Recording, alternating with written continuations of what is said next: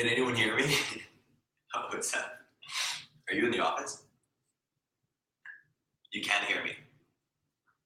I want to see if you can hear me I want to simulate a conversation.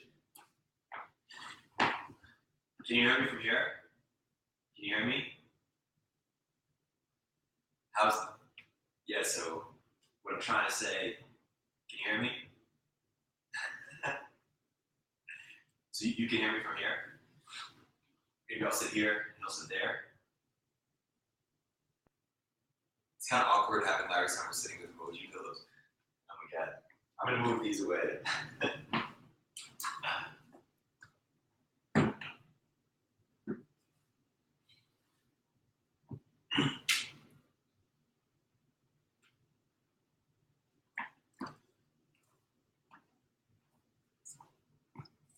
All right.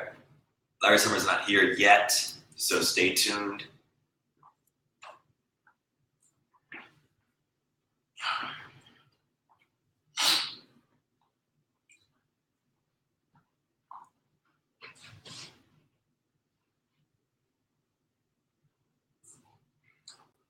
He's coming. Stay tuned, stay tuned.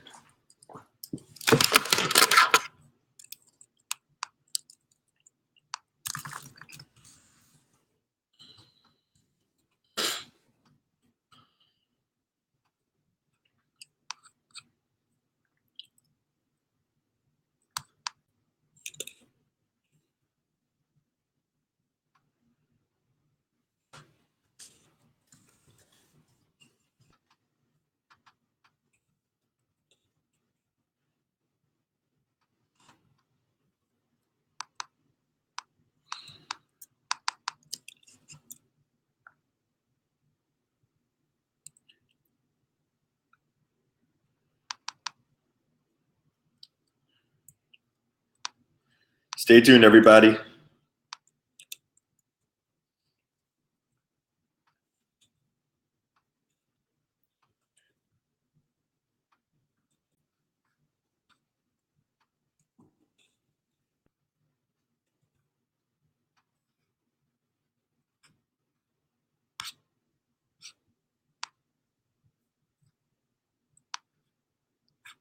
Oh yeah, this one's gonna be good.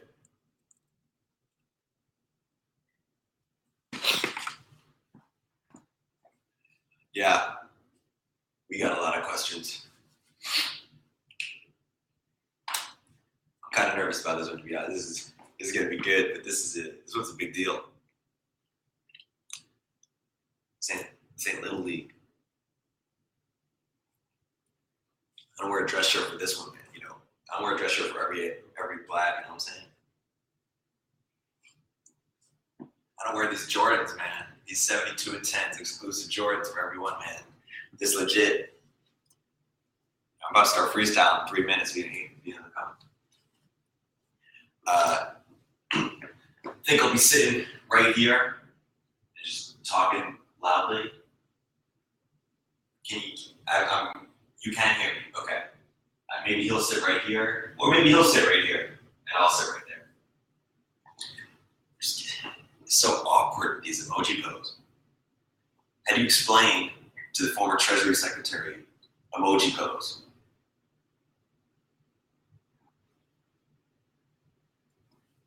I'm so embarrassed.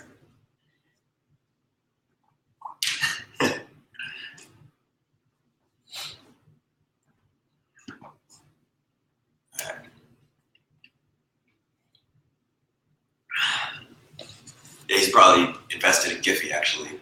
Just raised $35 million. I'm going to call his people, go to the bathroom. Stay tuned. I'll be back.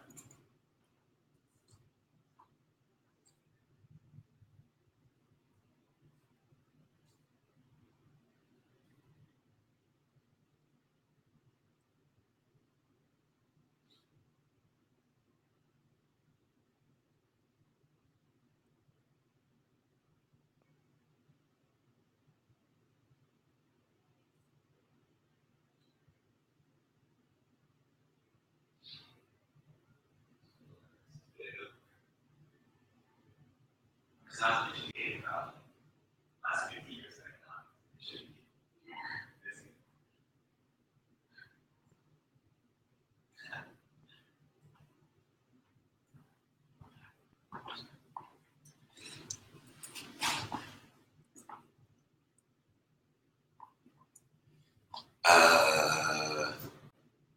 Oh, interesting.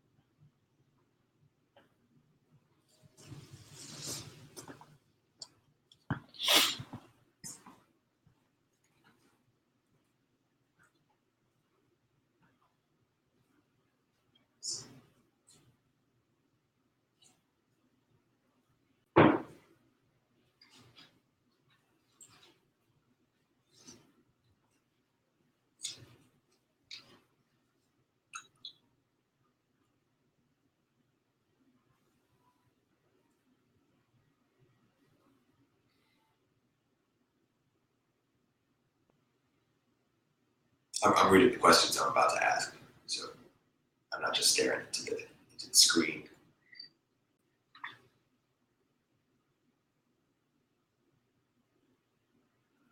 What are your thoughts about Bitcoin as a viable currency?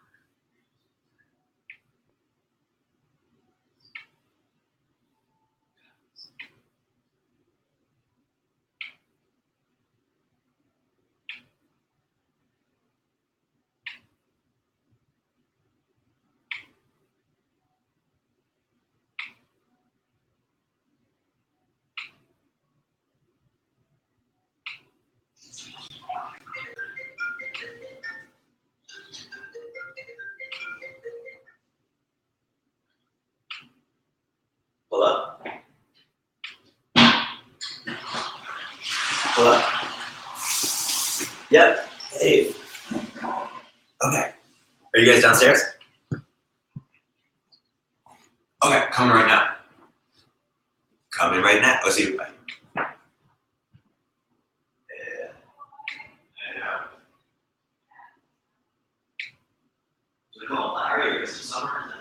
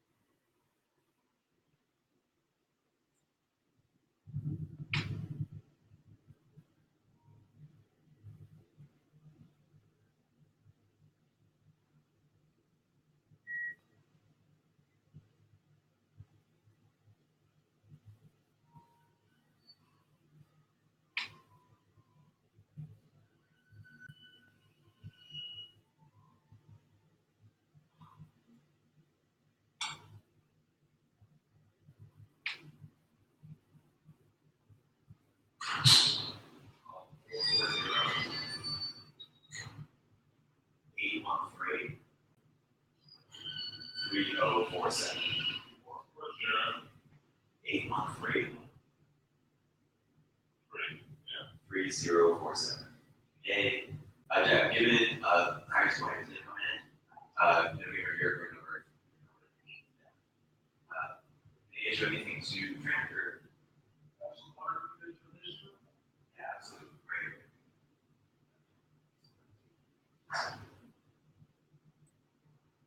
We'll be back.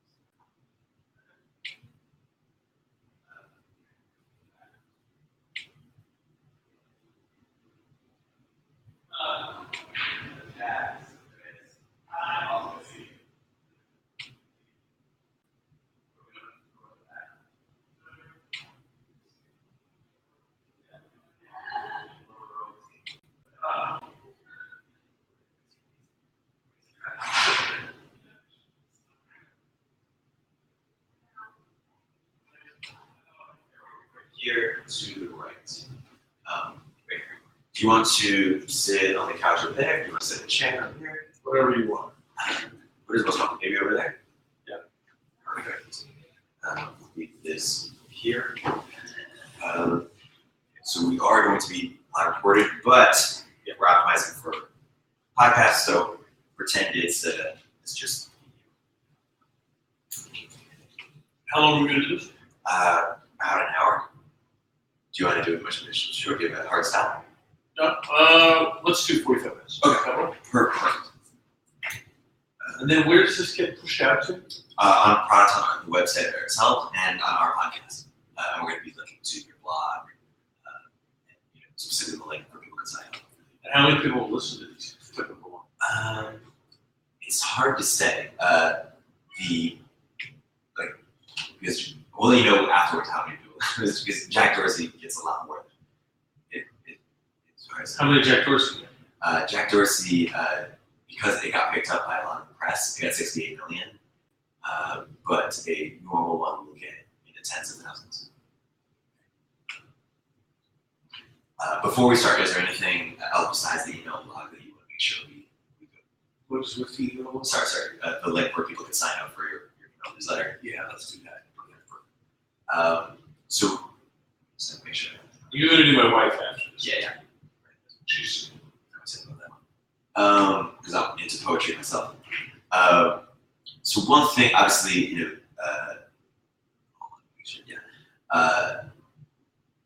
maybe we can move just a little bit this side because I know it's recording from the TV.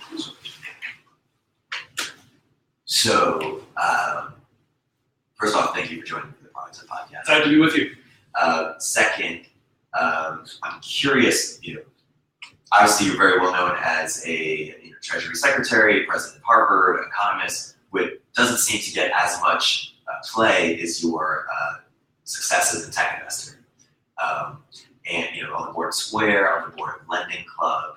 So I want to ask a few questions about that. First, I'm curious, how did that start? When did that transition happen? And two, curious, how have you sort of changed your mindset as a tech investor, being an academic and an economist and government? How have you, what you learned in those realms helped you as a tech investor, or how you had to change your approach? I decided after I left government in 2011 that I had substantial experience in academia, substantial experience in government, substantial experience in part through my time in government working with large companies. But in terms of things that were important to the future, important to the economy, I had had less involvement and exposure with technology. And so I became interested in learning more about technology and spent some time out here talking to venture capitalists, talking to others who I knew out here, speaking with Sheryl Sandberg, who I worked closely Who's with the chief of staff? at the Treasury in the 1990s, and obviously went on to great success. Stop there real quick. Did you know when she was working with you in the 1990s that she was just gonna? I thought she was, you never know what's going to happen to people. I thought she was remarkably talented, able, a very, very strong leader. So I'm not surprised that she had great success. And so I talked to a lot of people, and a fairly substantial range of opportunities came my way, and among the opportunities I chose to take advantage of was serving on the boards of Lending Club and Square. And what I thought was so exciting about them was that they both represented financial innovation for people rather than financial innovation for money. Right? There had been a great deal of financial innovation directed at better kinds or new kind, I don't know whether better or not, new kinds of derivatives to permit different kinds of hedging and the like. And at their core, Lending Club and Square both have the mission of removing frictions so that people can get better deals. And Square does it by focusing on merchants, focusing on the payments process. Lending Club does it by focusing on the availability of credit and taking the frictions out of those activities. I also talked to a lot of other companies, and I'm hugely impressed by the spirit, the dynamism, the commitment to rapid change that takes place here. Did part of you think that the tech world, or even just private business in general, was a better way to see the financial change that you wanted to see happen than via government or other levers? I think they're different. I think there's a bit of a hubris out here that somehow companies can do things that governments can't. I don't find that a helpful perspective. I think the role of companies and the role of governments are to do quite different things. And the primary role of government is to do things that companies can't, that there's no incentive formula that would lead companies to do. So I don't think of it as competitive in that way. People say we can just kind of do away with government and have Bitcoin replace the Federal Reserve and have for-profit schools replace public schools and have censors replace traffic cops. I think we can have private incarceration replace public prisons. I think that's more often hubristic nonsense than real substance.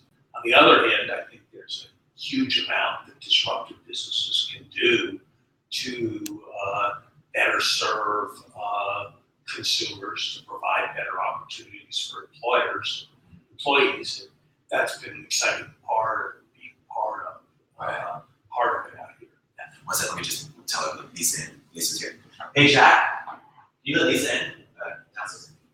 And we should just go to the concert here, or should we hang out? You mentioned Bitcoin. What do you think of Bitcoin as a viable future for currency? I think that I think there are a number of arguments that people at various points put forward for Bitcoin that are nonsense. The idea that Bitcoin will permit the evasion of capital controls is clearly wrong. If governments want to control Bitcoin, they will succeed in controlling Bitcoin. The idea that we are on a road to monetary perdition and headed for hyperinflation, and Bitcoin will be a reliable store of value, I think is foolish idea, as evidenced by the very low rates of inflation that now exist almost everywhere in the world. I think the blockchain, the underlying technology for Bitcoin, offers the prospect of substantial economies in the management of the payment system, particularly with respect to microtransactions, transactions over long distances. And I think there's some real substantial prospect there. The great question in a way is, will history look back on Bitcoin today as being where the internet was in the mid-1990s, something that took off spectacularly? Or will history look back at Bitcoin as being Second Life? Something that for an interval generated great excitement, but never actually missed the chances. I think it's probably less than 50-50 to become a transformative technology, at least in its current form. But I think the upside, if it does, is much more than 100%. So I think there certainly are exciting opportunities there. And I would be surprised if the distributed processing blockchain model didn't in some way find substantial application at some point. Right. But in these things, it's possible to be too early and miss, and it's possible to be too late and miss. And so the question of timing is very difficult. And the jury's still out on Second Life in terms of it itself didn't succeed, but it might be a precursor to other things like it in virtual reality. It might well be a precursor, and that's why, if you ask me, will something about the blockchain prove to be important at some point? I would imagine the answer to that question is yes. But you haven't found something, a company that you want to be on the board of? I advise a number of Bitcoin related things. I've not taken a board role with respect to something. Is it more fun to do with Bitcoin than government or academia? Have you ever thought about doing it full time? I know you're advisor to Jason Horowitz. Have you thought about being a tech investor? I like the life that I have. I get a lot of satisfaction from teaching students. I get a lot of satisfaction from doing economic research. I get a lot of satisfaction from thinking about broader and wiser public policies. And that has always been my primary orientation. And while I'm excited to have the chance to be involved with startups, and I think I've learned a great deal from doing it, and I hope I'm able to make a contribution to serving some objectives I care about, like making financial services more widely available. I don't see it as a full-time thing for me. Right. Hey, Audrey, Larry's out of something. Sure. Perfect. What would need to be true for you to want to get back into government, or for you to be enticed to get back? Oh, you never know what's going to happen in those things. I've had hugely exciting chances to work at the Treasury during the 1990s in a time when our country performed very, very well economically. I've had a chance to work with President Obama at a time when the economic situation was probably more serious than any time since the Depression. So, I've had not many people who serve at high levels. Right. I've had the chance to serve at high levels in the federal government for 10 years. And you never say never in life, but my orientation now is to try to take a somewhat longer view, think about the challenges in a way that you don't really have the luxury to when you're fighting fires. Yeah. In government is my primary orientation. I recently read Alan Greenspan's biography, and given your experience in government on various levels of it, in academia, have you thought about, or are you thinking about writing a book about your experiences? I'm 61. I guess that makes me not as young as I used to be. But maybe someday I'll write a biography. But I hope that I've still got some things to do to put in the autobiography, and so I don't think I'm ready for that. I am thinking and writing about these issues of secular stagnation, about the impacts of technology on the economy. I expect to write a book before too long. What do you think, what would cause you to change your mind on whether we are currently in secular stagnation? The secular stagnation view, as I've put it forward, is a particular view about the relationship between demand and interest rates. It basically says that to maintain adequate demand, we need much lower interest rates than we've needed historically. That has a set of consequences for monetary and fiscal policies. If we were to observe the nominal interest rate at 4% or the real interest rate at 2 and 2.5%, with a rapidly growing U.S. economy for some substantial interval, that would be inconsistent with the views I've put forward.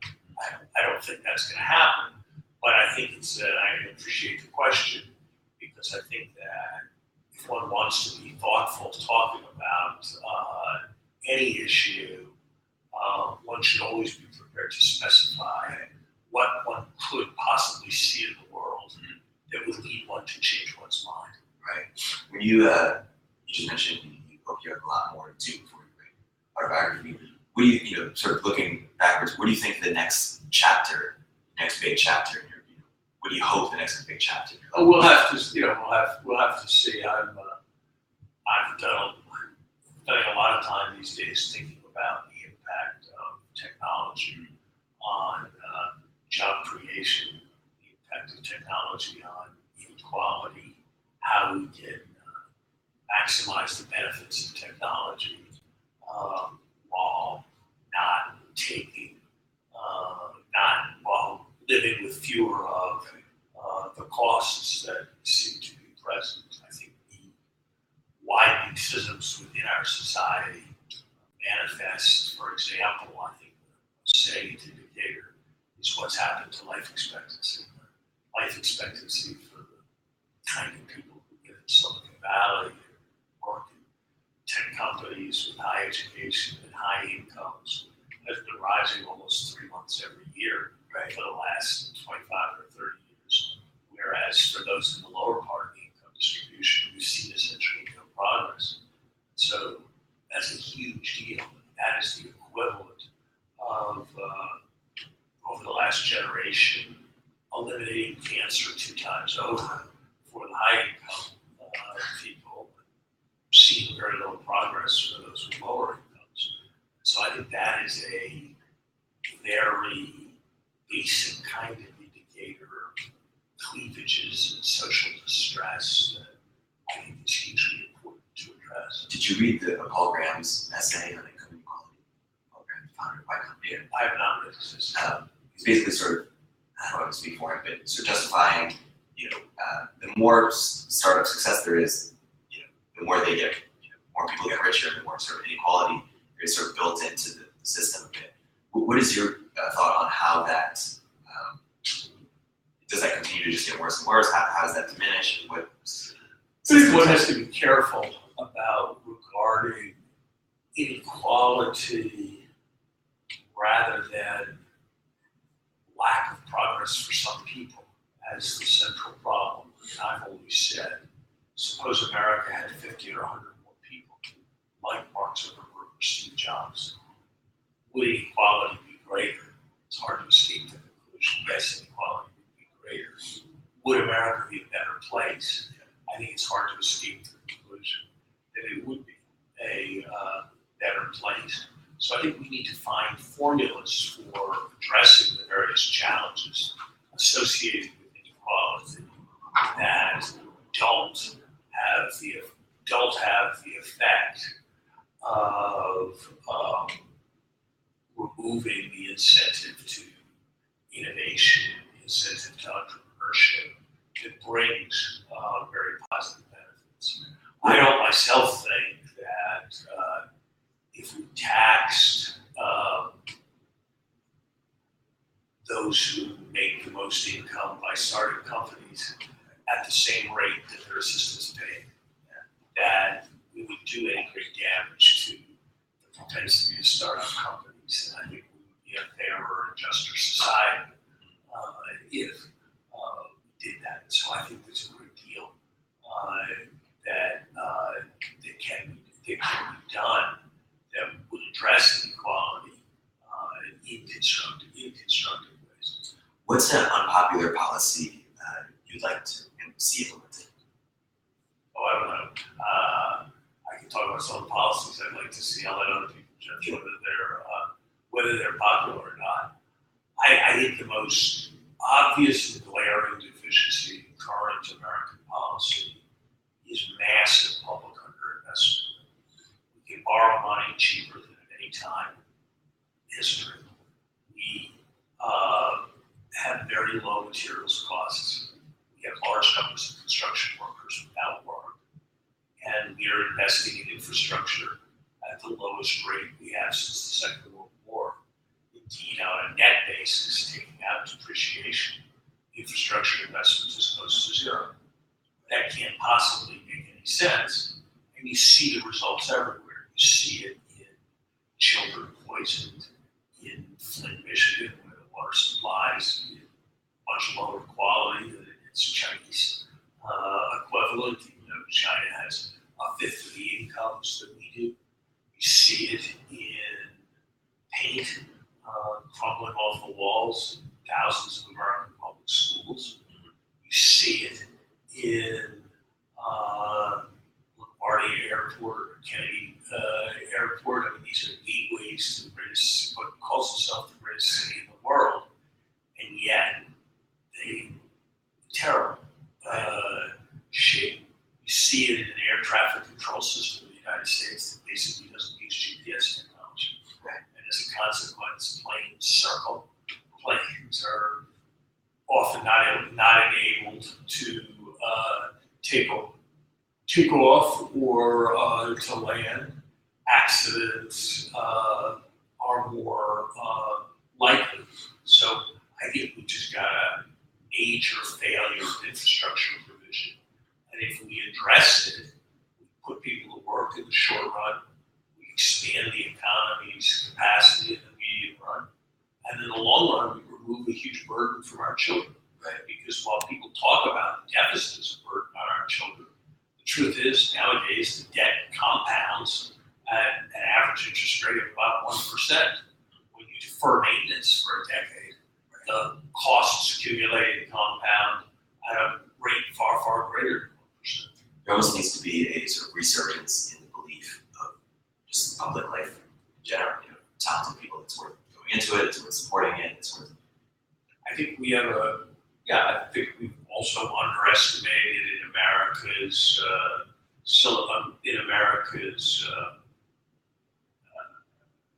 public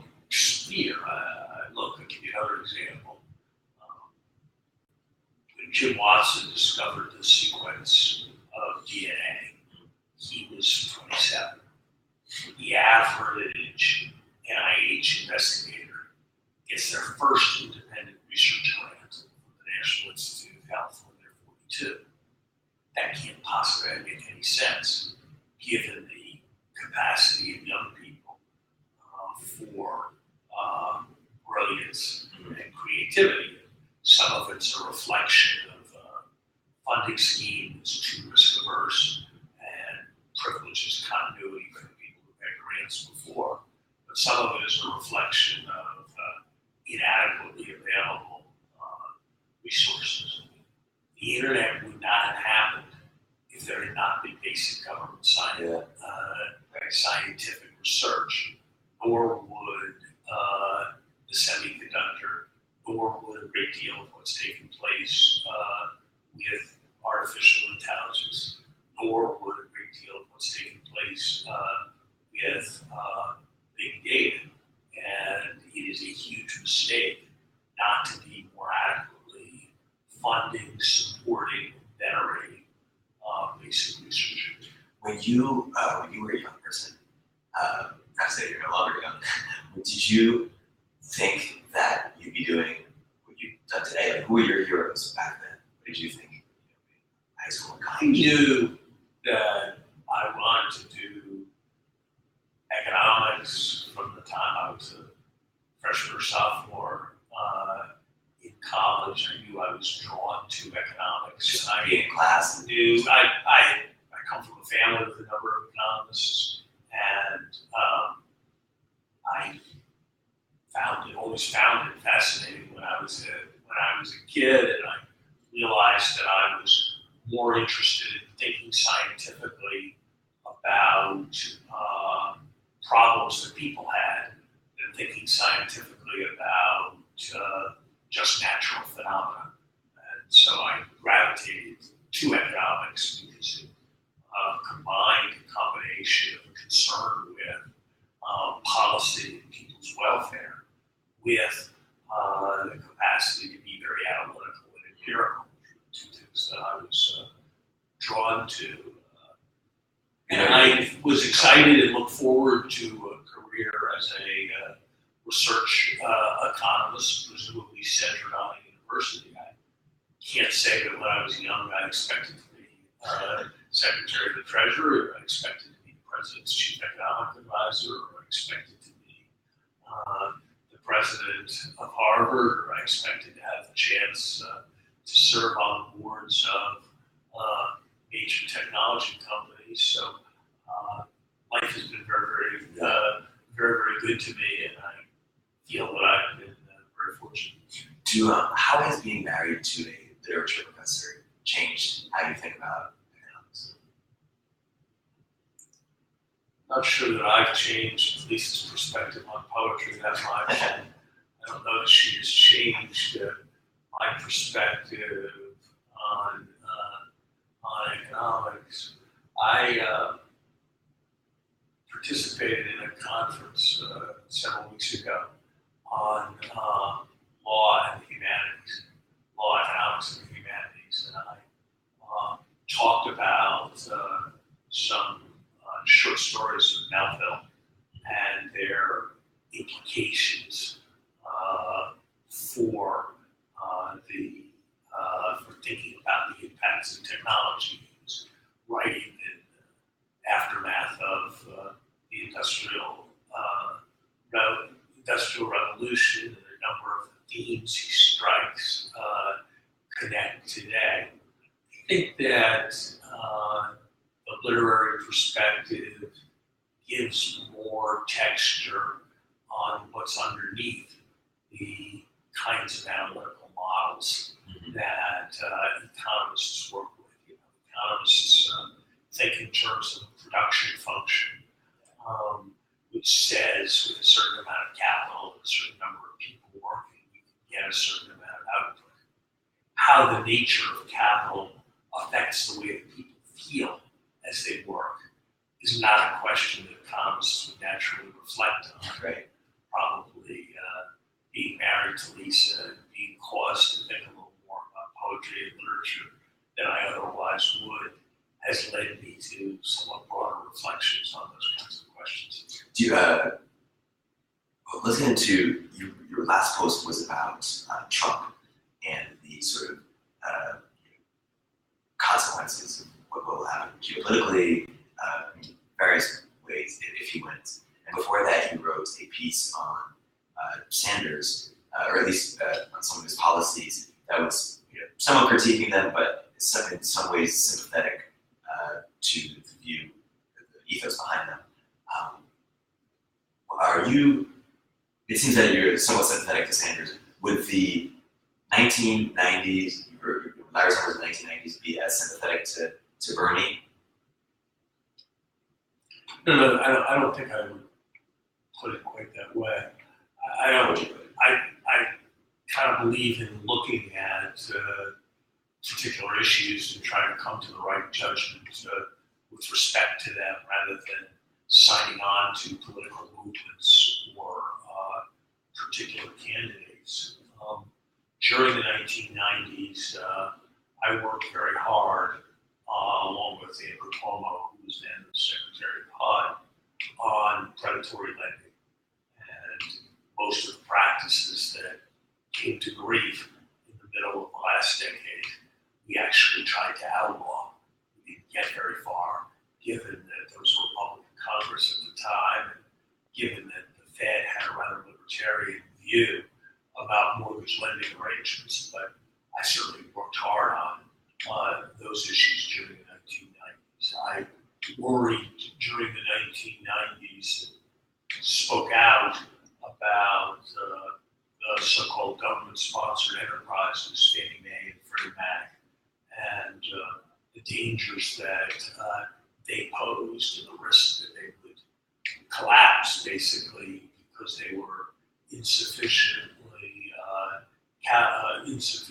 capitalized.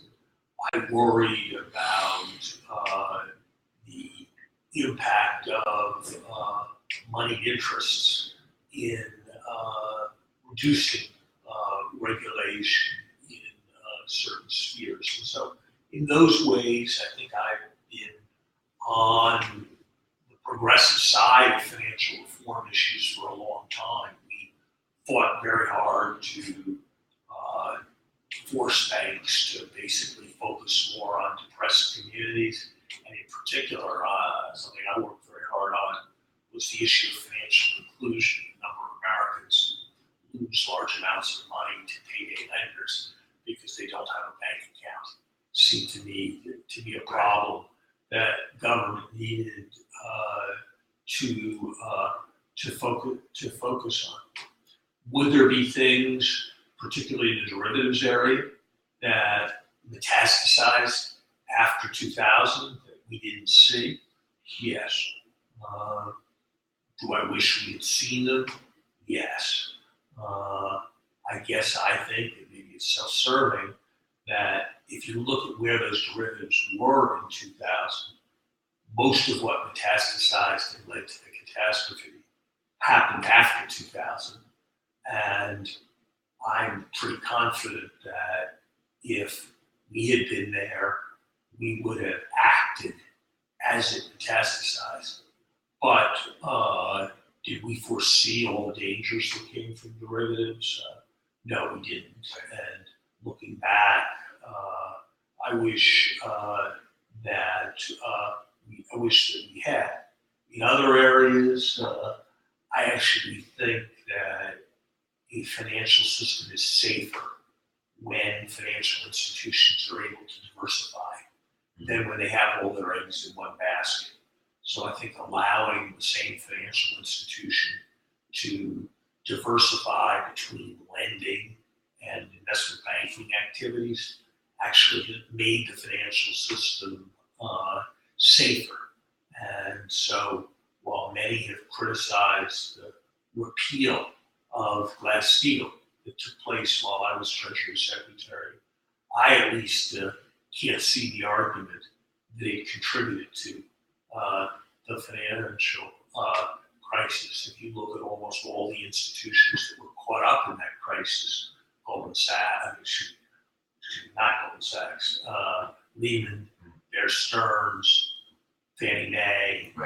Carnegie, Wachovia, Walmart, almost all of them were one business institutions that were not diversified, that were not affected by Glass-Steagall. And if you look at the countries, like for example Canada, whose financial systems proved most robust, they were the countries that had diversified financial institutions. So I think there's a lot to do in terms of containing systemic risk. I think anybody who thinks that now we have a stable financial system because we had Dodd-Frank is failing to reckon with all the creativity that goes into avoiding any given structure of rules. And we need a regulatory system that's as dynamic and rapidly evolving as the markets are. And I think that's a huge and very large challenge. But I would look back on a lot of the things we did in the 1990s as positive and wish that on a number of them we had been more effective than we were able to be in the political environment. What about the Larry Summers of today? In what ways would Larry Summers today disagree with Larry Summers of 5 or 10 years ago? If anything? Well, I don't know whether that's the way I would put it. I guess the way I would put it is that economic conditions change, and if you have constant values, then as the realities change, the best way to achieve those values will change. So in the early 1990s, it appeared that America suffered from low productivity growth due substantially to limited investment, due to high capital costs. And bringing down budget deficits seemed like a way of reducing capital costs, increasing investment, as spurring productivity growth. And indeed, that was the key to Clintonomics, which was substantially successful. Today, the problem is very different. Interest rates essentially at zero. There is no capital cost problem. And with inflation predicted to remain below the 2% target for a decade by markets, there is clearly a problem of inadequate demand. So with the need for demand, with the financial stability risks of low interest rates, and with capital costs not a problem, the policy implication seems to me to be increased public investment. So I've got a very different set of views on policy than I would have 20 years ago. I would just say 20 years ago, I would have put dominant emphasis on increasing the growth rate. And while I regard that as central now, I think it's also clear that we've seen that that what is happening to the distribution of income also has a very important impact on middle income families. And so that would be a larger part of my concern than would have been my concern 25 years, 20 or 25 years ago.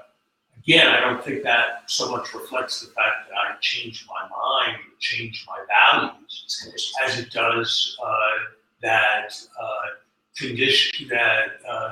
conditions have changed.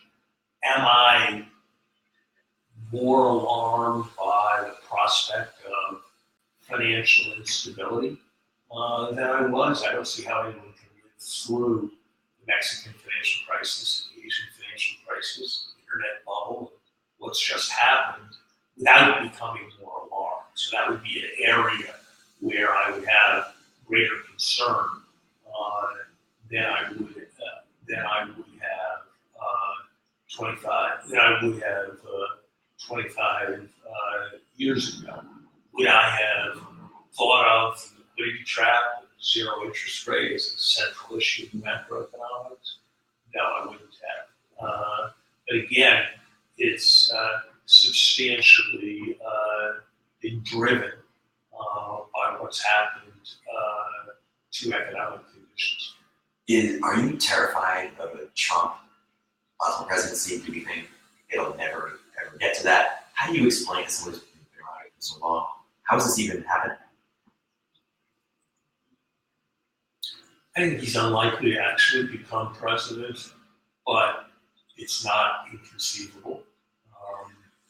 It's it'd be very interesting to see how politics in Europe changes in light of what happened in Brussels. Right. And it can't possibly lead to changes for the better. I think that whatever risk one assigned to Brexit a week ago, one has to assign a substantially greater risk to Brexit this morning. And you never know what's going to happen that could affect U.S. politics and Trump. So I think when somebody's close to getting the nomination of one of our two major parties, it would be irresponsible not to take seriously the prospect that person would become the president of the United States. I regard right now the greatest threat to American national security and to American prosperity is the prospect of Donald Trump as president. It is a much scarier prospect to me than anything about ISIS or anything about what happens in China or anything that's currently brewing in financial markets. It seems to me that in his now large record of statements, Trump has demonstrated a disdain for facts, a disdain for civility, a contempt for consistency, a reluctance to engage in a civil way with adversaries that suggests a set of character traits that would make him an enormously dangerous man, with his finger on the nuclear button, with control of the armed forces, with the vast powers of the presidency. It is not the American way to encourage people to be beaten up at rallies. It is not the American way to threaten the press with law changes to muzzle them when you disagree. It is not the American way to insist on the desirability of torture. And so I think it is very dangerous. I have had strong views on every election that took place when I was an adult. I felt very strongly it would have been better if Al Gore had been elected. It would have been better if John Kerry had been elected. But I did not fear for the basic direction and strength of the country, regardless of how those elections turned out. I could not say the same thing about Trump today, and I think it's a grave mistake to underestimate the threat. But estimating, engaging the threat means, it seems to me, two different things. It means respecting, means making the case in as strong a possible way that this is profoundly dangerous. It also means trying to understand the impulses on the part of our fellow citizens that lead them to enthusiasm for Trump. And I think there are legitimate grounds for anger at a kind of withdrawal from responsibility on the part of cosmopolitan elites that really are a legitimate issue that needs to be reckoned with in the years ahead. You almost couldn't make this up in like House of Cards or even a show. You watch the plots of House of Cards and they seem absurd, and you think about what it is that is going on in our country. There are three historical figures in the 20th century who Trump brings to mind: Huey Long, Joe McCarthy, and George Wallace. And they had a common populist appeal focused on anger at elites that appealed to the baser parts of the nature of their supporters. The difference is that there was never a moment when Long, McCarthy, or Wallace looked like the likely nominee of a major political party.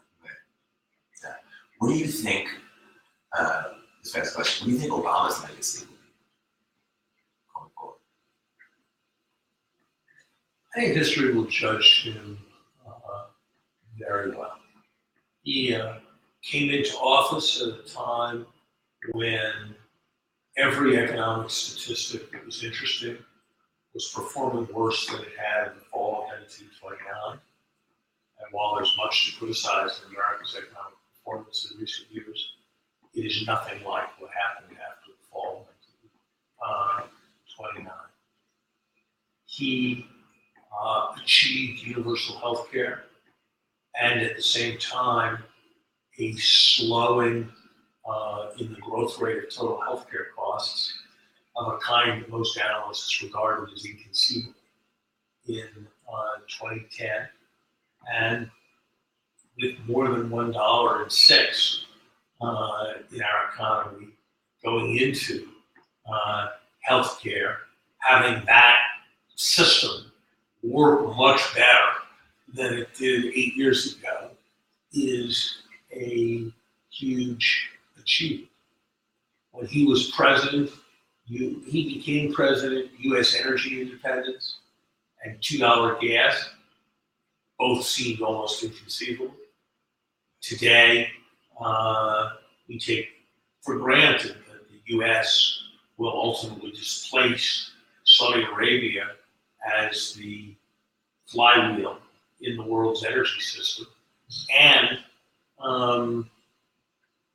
we'll have the capacity to use the influence that brings for global good. We've seen huge progress on questions like gender equality, gay marriage during his years in office.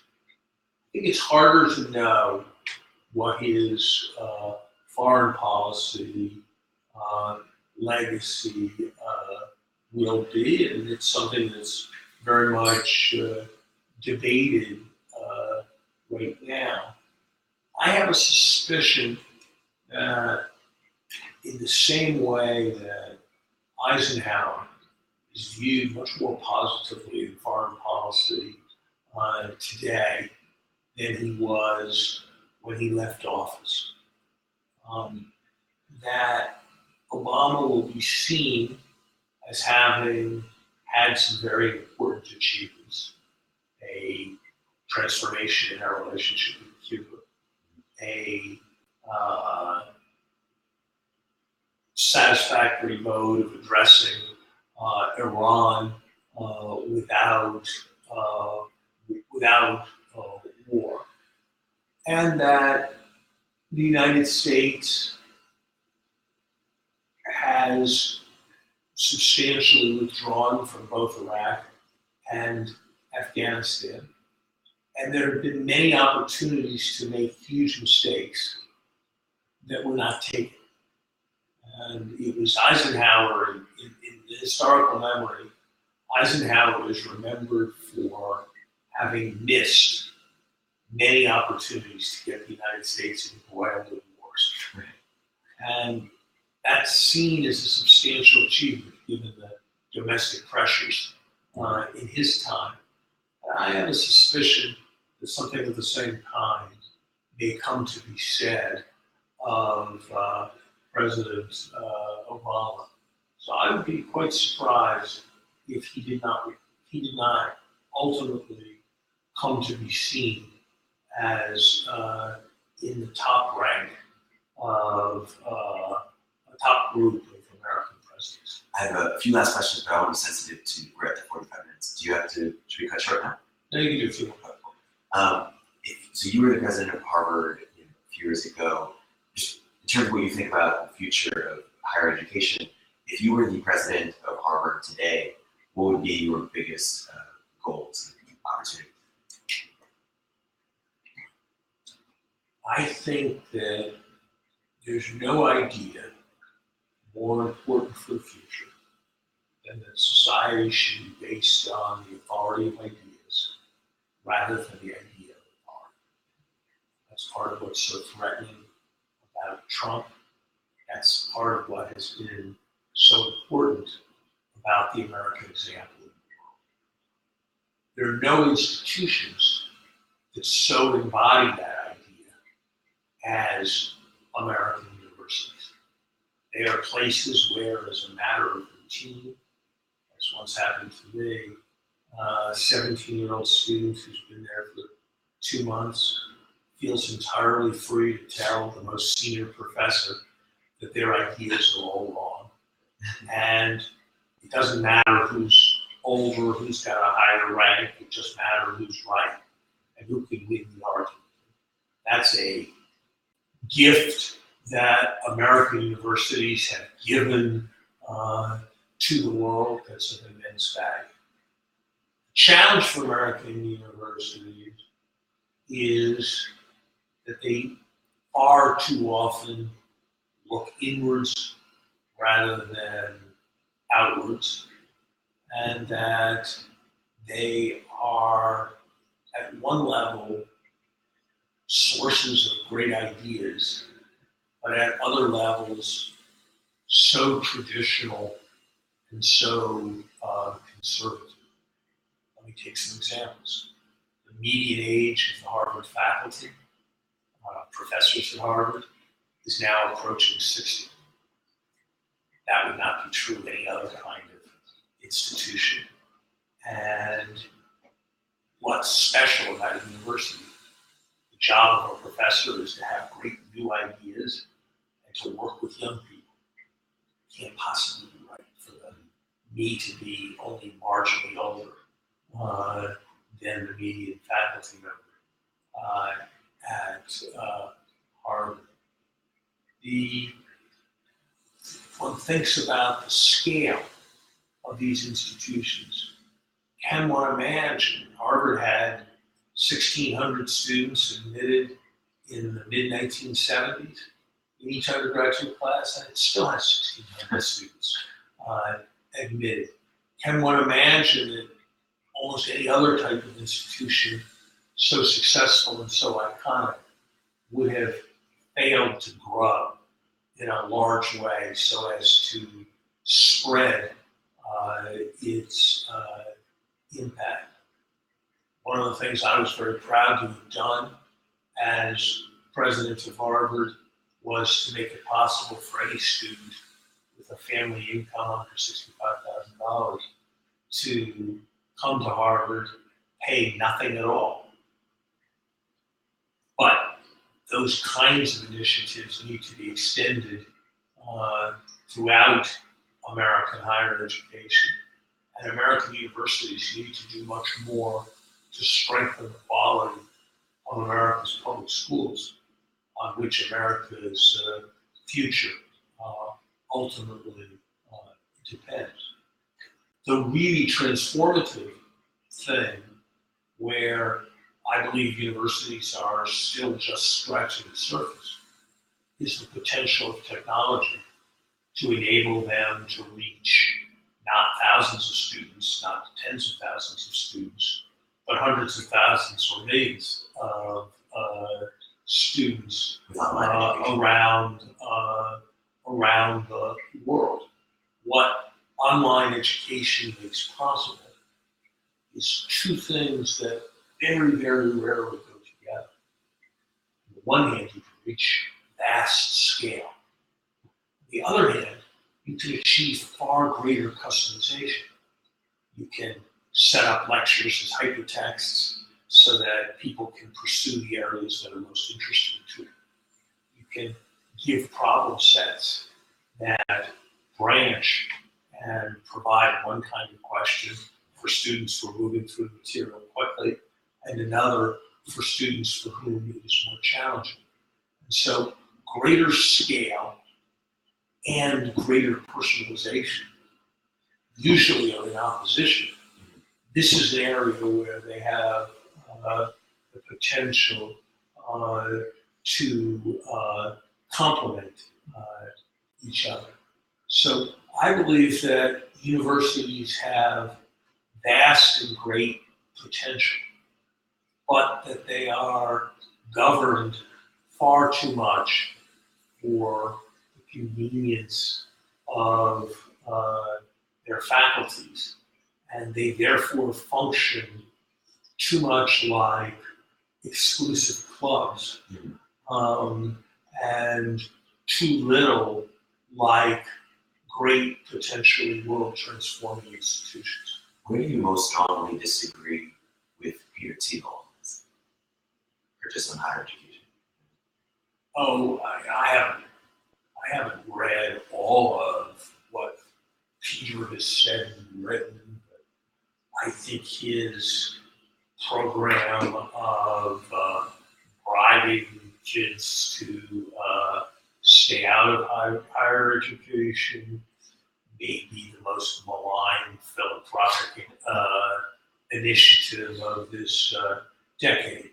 Of course, there will be people who have what they perceive as spectacular opportunity, who will choose to drop out and pursue it, as Bill Gates and Mark Zuckerberg famously did. And it's hard to look back at either of those events with anything but gladness that they did withdraw.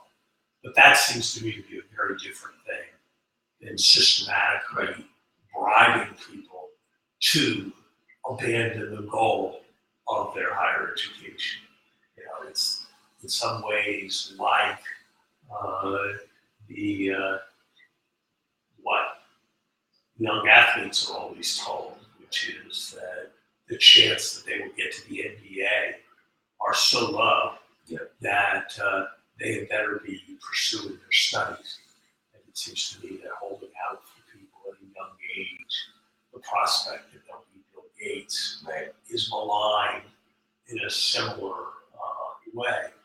I also think it manifests a kind of contempt for the learning in the general liberal tradition, which on my reading of American history, of one thing thinks about Jefferson, if one thinks about Lincoln, if one thinks about so many others, makes people wise as well as smart. And I don't think we want, at this point in our history, to be resisting efforts to instill wisdom. So I'm not saying that it needs to be compulsory that everybody go to college, but it seems to be the effort to subvert higher education for the most talented people who, by the way, when they're part of academic communities, contribute an immense amount, is probably not in the interests of the people who get the grants, not in the interests of the universities they otherwise would have attended, and not in the interests of the broader society. You're writing a lot about technology right now. Are there certain spheres or industries within technology, whether it's, you mentioned Bitcoin before, whether it's virtual reality, whether it's artificial intelligence, whether it's something else that you're particularly long on and interested in sort of getting involved with? I've been particularly excited by financial technology in part because I've had a background in financial questions. I'm particularly excited about the applications of big data and artificial intelligence because that seems to me to represent the further extension of empirical methods to potentially very great benefit. What's it like working with someone like Barack Obama, but also someone like Jack Dorsey? What are the sort of like? How do you compare sort of the best of tech and President or Clinton or something like that?